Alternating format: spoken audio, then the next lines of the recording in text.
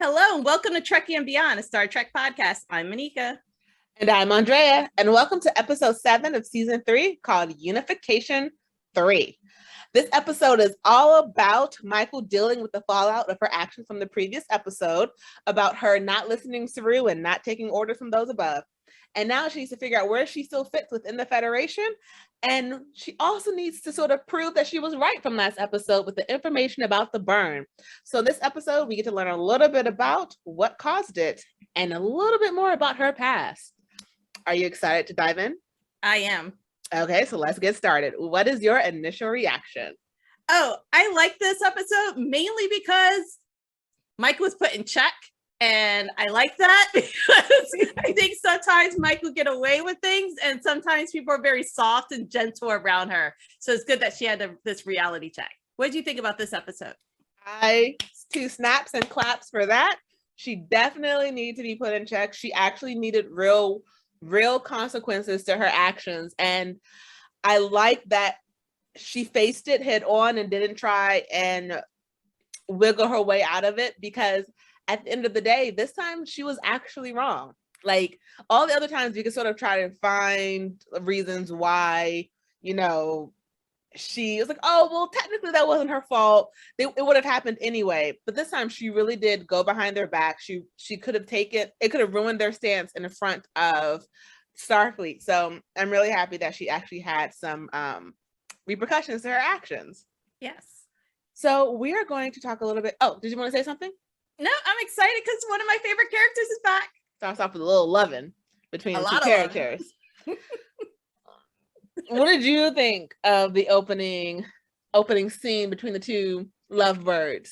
Well, it's nice to know that Michael's able to move forward from her past relationships with Ash.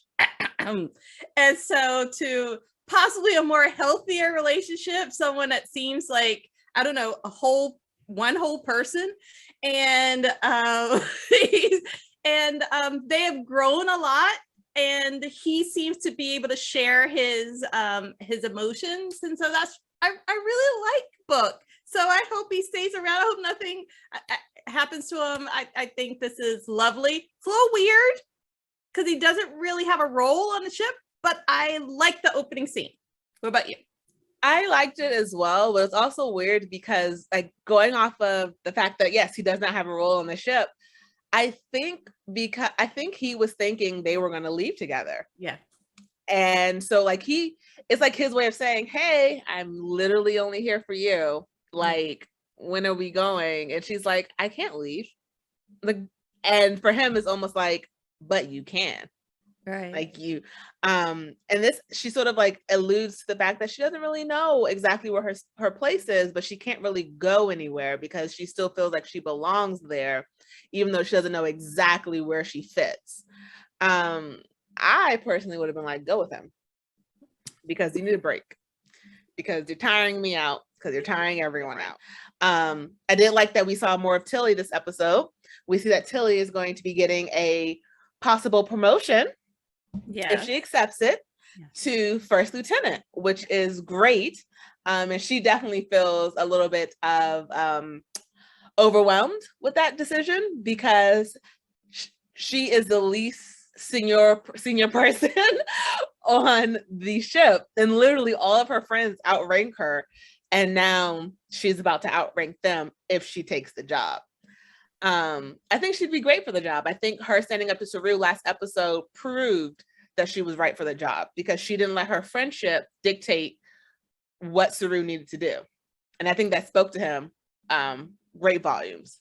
Oh yes, I think that she'll always speak honestly to him.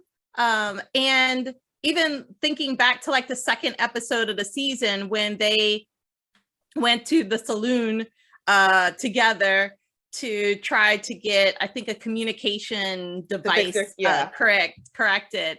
The two of them has definitely bonded over the years, but he's been mentoring her and he feels very comfortable. And I was thinking, who else would it be? Like, it's kind of, there's a few other people on the bridge, but maybe he hasn't connected as much to them, and Paul needs to stay in engineering. So Jet's nowhere near to be seen, so can't be Giorgio. Oh no, she'll kill him in his sleep. Like, I'm the captain now. Right. Not Michael. She was just demoted. So the only other thing that I could think of for that was that maybe it could have been a good alliance with the new Federation as we know it. If someone in the current time from the Federation join on board to help them with the transition in that like number one role. That's actually a good point. It definitely would have been a spot to bring someone in from the future or their present now onto the ship, and we could have got a new character who could have brought a new way of thinking to the ship. And it would have been great because they're not emotionally attached to anyone yet, so we would get to see how they would respond to how Discovery responds to action. So it would be great to see how they would be like, oh, that's a different way of thinking, and at the same time impart that same difference to Discovery. So yeah, that's a good point. That's a good point. Because like, let's face it, even like the names of the planets have changed a lot, not just the technology part, but everything is different. And they still don't have a security chief. Yeah. So I'm glad that Saru has faith in Tilly. Tilly just also needs to have faith in herself. Yes, she does, because she's awesome, but she'll get there hopefully. So we see that Michael was correct that the burn did happen at different times, even though it was like minuscule seconds, like literally point like 0.000 something minuscule seconds apart, but it showed that it wasn't something that happened all at once. And so Vance lets them know that they could basically go to Vulcan, which is not Vulcan. It is now called Navarre, because the Vulcans and the Romulans are now coexist on the planet. And so they changed the name because both, it was like they forgot they were part of the same like species, and like they were just basically different parts of the they were cousins, basically. Genetically, they're like cousins. And it was all because of Spock. Yeah, that Spock was the one who like really fought to get the Romulans and the Vulcans together, and so they changed their names to appreciate that. And we also see that the Vulcans are no longer a part of Starfleet. And here's one of the things about Michael that like I don't like how the writers write her anymore right now, because she's like, the Vulcans would never do that. How would you know? It has been 930 years. You cannot say how someone's going to react when you don't even know them. When she meets the Vulcans, she is for a surprise about how they treat her and how they talk about things that she was like, oh, that's not right. How do you know? You haven't been around for 930 years, 31 years now. And the only reason Vance says yes is because she's Spock's sister, even though it's been 930 years. Right. But they meet the president or the leader of Navarre, and she's nothing like Michael expected. She shut Michael down like that. Right. What did you think of that whole scene? Well, first of all, I want to say that it's interesting how, and I like this, how Spock's legacy has lasted such a long time, right? But Michael's legacy is not cemented. Like, even though she sacrificed so much, she's just not as well known.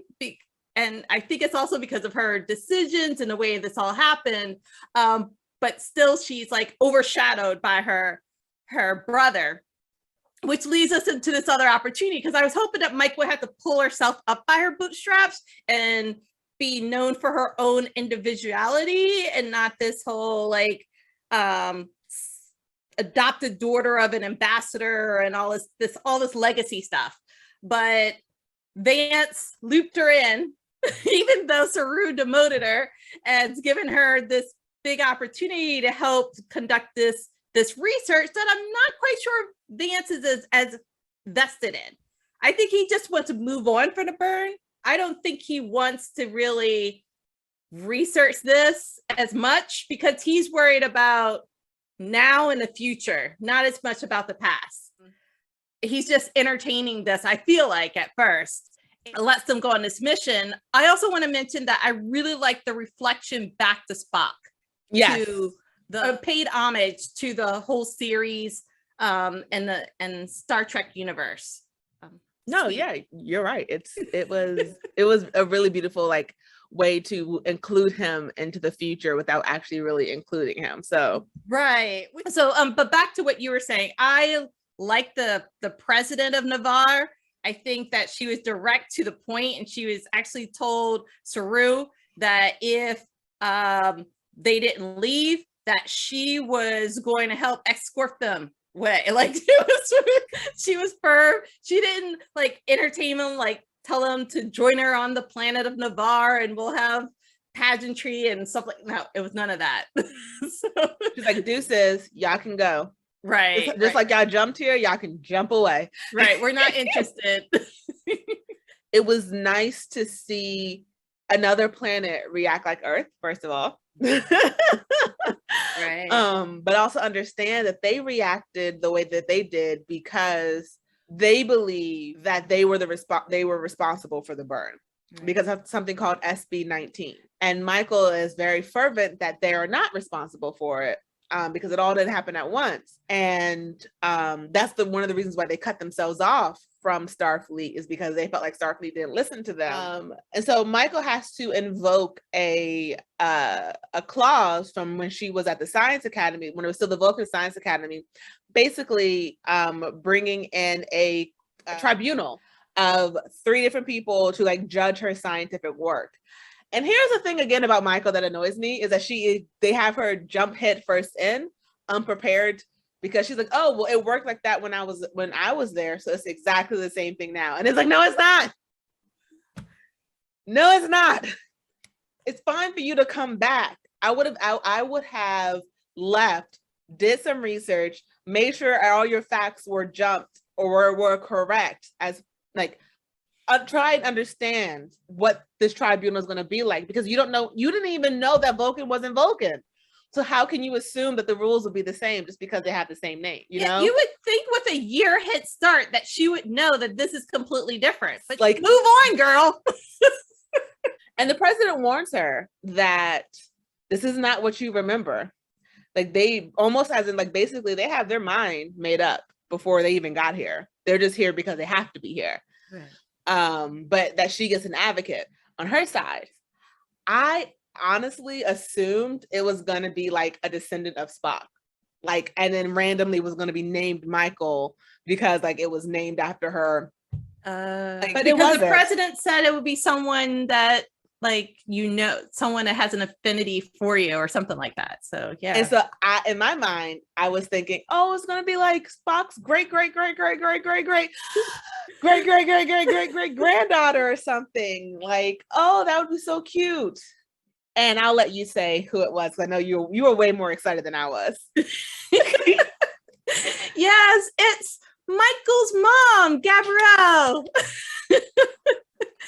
And she had the veil on, and her uniform reminded me of like a nun. Yes. I don't know if you were getting that vibe. It sounds like you were getting vibes too. Right. She's a really good advocate in this. She's there as an advocate, but also to make sure Michael is telling the truth. Yes. And who better to do that than your mother? I will say I did scream. When I saw it was her, I was like, what? Right. Mommy knows best. But it was also like oh, okay, you're alive. Okay. I mean, that's great. But okay. I was very shocked by her arrival. Like literally she was not on my radar of people who were going to show up. Well, once I realized it was her, I was thinking, oh, what a coincidence. Like, of all the people in the universe, I'm glad it's someone that's really that has the best interests of Michael in mind. But wow, the writers just looped her back. But it was nice to see her because she never made it back to Terra Elysium, And instead she found herself on SF4, I think I don't know how you pronounce that. I'm so sorry. These words be killing me. And it helps Michael get closure because she's been wondering for a little while now. We've heard like little conversations here and there that she's been wondering about her mother, but now we know. We know. And I'm excited. I'm happy for her in that moment. She was able to just be a daughter again. So the tribunal is made up of 3 people from Navarre. You have the Vulcan, the Romulan, and then the one that's half Vulcan, half Romulan, to sort of showcase that they're taking everyone's thought into it. And then the way that it's sort of described is that you have the Romulan, which is like the elder that wants to better themselves. And then you have the Vulcan, who's like a Vulcan purist.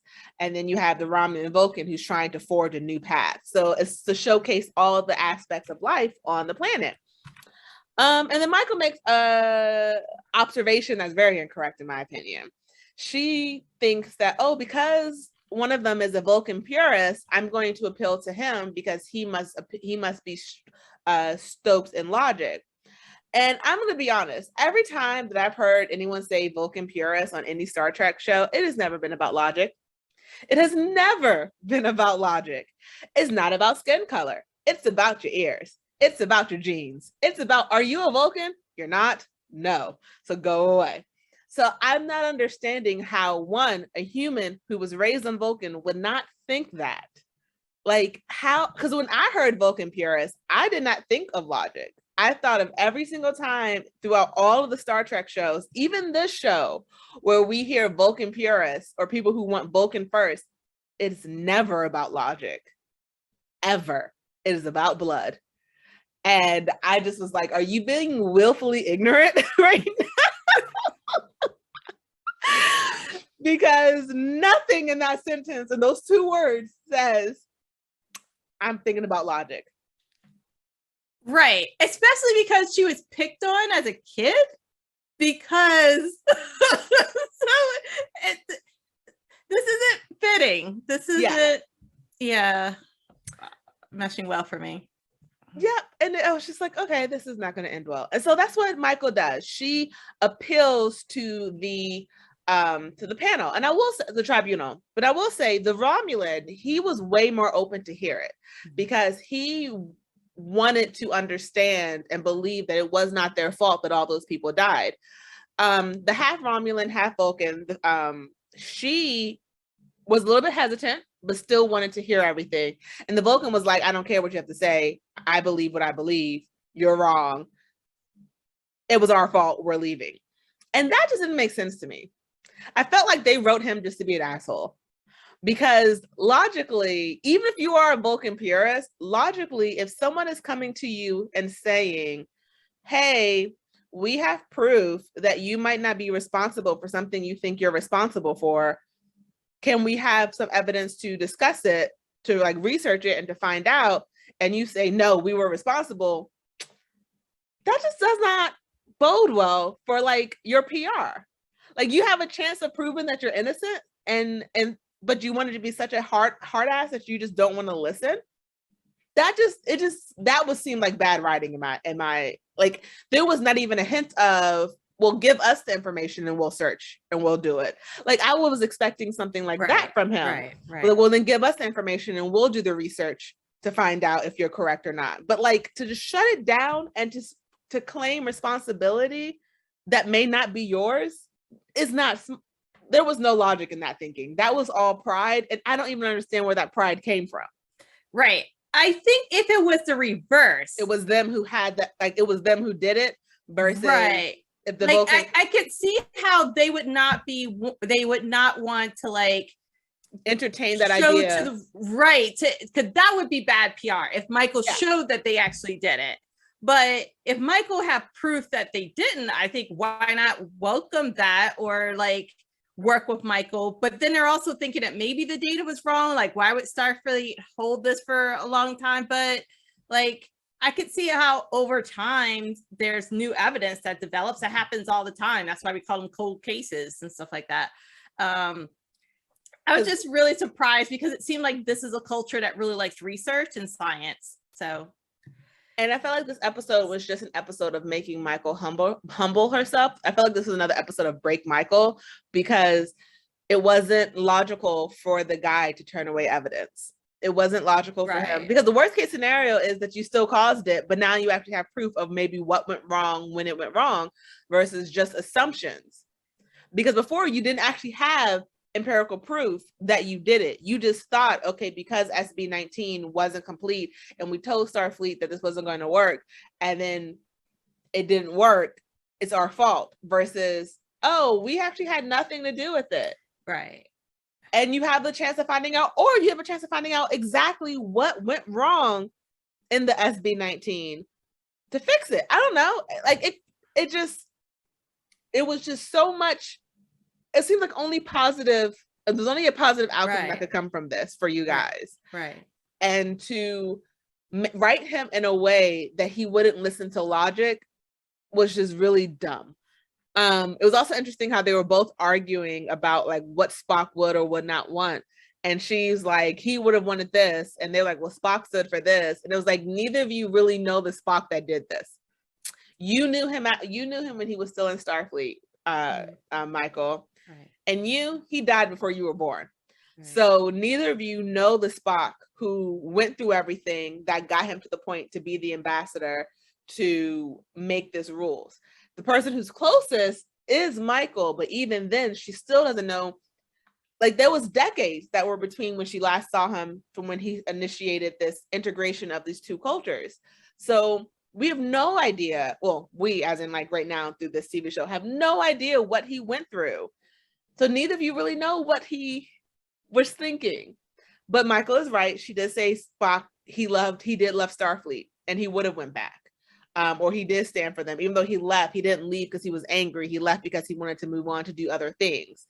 So it was just like interesting. Neither of you know the Spock really that went through what he went through. You just know, Michael, you know him from up until one, really as a child. And then like maybe y'all were good for like 2 months. Right. And then other guy, you know from history books. But neither of you knew Ambassador Spock. Right. The only thing I can think of is maybe they're too proud to realize that they could have done more research about this than they did. Like they could have also tried to find these black boxes, but just move on and think of this as a learning opportunity, because maybe there is an opportunity to travel more with their previous research. Yep. And so then one of the parts of the tribunal is that the Michael, she needs to be completely and utterly honest with the tribunal. And Michael has a tendency of believing that she's owed information that she wants, but doesn't have to give people information she doesn't want. And they need to stop writing her that way. They need to stop writing her as a contradiction. And her mother tells her about herself in front of the entire tribunal. She breaks Michael down to make her admit that she doesn't know if she still belongs with Starfleet. Like she's very unsure about her place in the world, that she's very unsure in general, but like she is sure about this. She does know that finding the answer to the burn could heal everyone. At the end of that whole conversation, she ends up taking herself out of the tribunal. She ends up retracting her request and ending it, which in my opinion was dumb. Even though it wasn't going to look like it was going to work out in your favor, now you just sort of looked weak in front of them. And you don't want to look weak in front of everyone after you almost had a little bit of a breakdown. What did you think of the whole scene of her mom being a parent and calling her daughter out? I like that a lot. I wish she was like more of that like last season, but Michael was and she was sort of kind of was, but it was a quick moment, and that Michael wanted a whole lot more from her mother than what her mother could give to her at that time. But they had a private conversation like in outside of the tribunal, and so there was a discussion about where Michael thinks that she fits. And I think that was hard for Saru and maybe some other people from Discovery to hear, that were listening at the tribunal, to hear that Michael didn't really feel as though she was part of their team anymore. I could see how that would be hurtful. But her mother put her on point to think about this and think about where she's come with this and where she wants to go, and if her heart's really in it or not. Make a decision. Just dive in or like step out. But I can't imagine anyone else doing that. If it was an advocate that did not have such a connection to Michael, I don't think that Michael would have come to this conclusion so quickly. I definitely agree. It had to be her mother. She was the only one who was going to be able to get her to answer. But we see that it did work out all for the good because they were able to get the information. The president of Navarre sort of appreciated Michael's honesty and openness and full belief that they need to find the origin point of the burn. And that like that was her goal, not to use SB19 for anything else but to research. And so they get it in the end anyway. So it's like, okay, we sort of broke you, but at the same time, it worked out. And we see later that her mom comes back to talk to Michael, and I like the line that she says, could have chosen a better time to do some parenting. But it was something that needed to be said, and it was something that needed to be said in front of other people. Because Michael, like I said earlier, has a tendency of believing she deserves information, but not everyone about like whatever she wants, like whatever like she is her current puzzle, she deserves all the information about it. But like she doesn't have to give people what they need or what they're asking if she thinks is not relevant, but for them, it's all relevant. Right. And I wish the president of DAR did not give Michael that data so quickly. Yeah. I wish Michael had to sit and think about this for a while. I wish there was like a hard, no, you're not getting this for a while. Let's do some other missions, build herself back up again, and then share the data. It's just, I feel like it's a little too soon. But then we also see this episode sort of ending on a good note. We see that Tilly does end up taking the promotion. After talking to cut throughout this episode, which I'm saving to the end, we see that she spoke to Stamets and she's sort of trying to figure out, should she do it? And Stamets is like, well, that would make you my boss. Yeah. I love how he's phrased it though, like, but then you would be in charge of me. What? Like, I love how he sort of played around with it to like, because Tilly, she freaks out about everything, and then I love how he sort of messed with her about it. Yeah, I would love to see Jet like kind of like some sort of sarcastic response to Tilly's big promotion to lighten the air. But the whole crew's in support of Tilly, including Michael, who arrived a little late, but was supportive as well. And then turned it all to her because she said she had the SB19 thing. I don't like that every season there's this big crisis that she thinks that she's the only one that can solve. Mm-hmm. And in this case, like the burn happened a long time ago. Focus on other things right now. Let's try to find the other ways in which Starfleet can travel, so that they're not reliant on non-renewable energy like the lithium.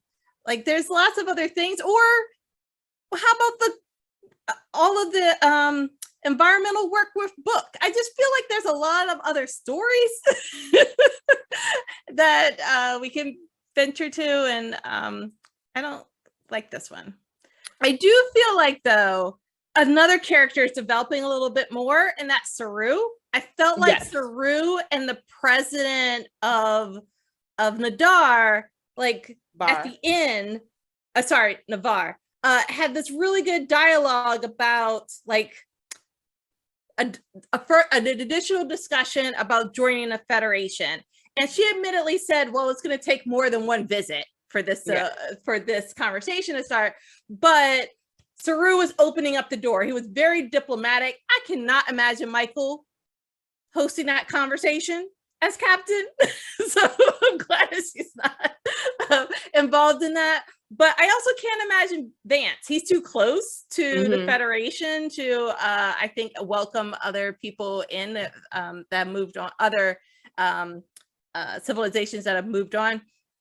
But that could also like help Saru get into really good graces, maybe with the Federation, and maybe move up. So I'm glad that if he can help in these missions of helping to instill some diplomacy, if he could be like an ambassador as well, I think that's good for him and his character. He's come a long way. I will say the Michael that we have now is not the Michael we had in season 1. Right. Yeah. She is not as cocky. She is not as rash. She is not as quick to do something, like quick to disobey without understanding the consequences of, like, without having the whole like, oh, I shouldn't be in trouble because I did the right, even though what I did was wrong, I did it for the right reasons. Like, this Michael still does a lot of that, but like, she's not as fast to do it, or she has a better understanding of how her actions are going to affect people. She's open to accepting the punishments that come with her decisions. But she's getting better, but I feel like at this point she should have learned already. But neither here nor there. I can't speak for other people or the writers. I can just only speak for how I'm receiving it. And I just feel like they are trying to turn her into a captain, but she's not there yet. And I feel like they keep throwing obstacles in her way that don't need to be there. I think after the last season, she should have been like the end of her learning journey. And it seems like we're just starting a whole nother one all over again. So here's the hoping that this is the last season of her having to do her learning journey. And then she won't keep being obsessed with one thing. Yeah, we're in a whole new timeline. There's a whole new, like, there could be so many more away missions, and I want to learn more about Book and this new world. Yeah, it's backstory. And what's up with the cat? With Chris? Like, I haven't seen a single pet ever in space, and he has a cat. Like, are we not going to talk about where he got the cat? I don't know. And I'm worried about Giorgio. Oh my goodness. Yeah, they're building a story. And what else can you just do but sit and watch? And I mean, I'm liking the storyline. I just sort of wish it wasn't like pulling teeth to get there. I'm trying my best to focus on all the other really good characters and arcs that I like, and less about Michael. It's a shame to have to do that, though. She has the potential to be such an amazing, amazing, amazing character. They just need to take her head out of her butt and like let her understand. Like she's slowly starting to understand that she doesn't have to solve everything, but she's not 100% there yet. Like, I mean, as in like by like just like her by herself, like it's her job. Like no one gave you this job. You picked it up yourself. Like no one's dying for these answers but you. So you cannot put everyone onto the same, like, we need to figure this out. No, you want to figure this out. Like you can't expect everyone to be consider everything that you think is important is as important as you want it to be. Right. And now she also can't claim her abandonment issues. Like now you've reconnected with your mom. It seems like, and you reconnected with Spock, and there's a lot of closure here. So grow up.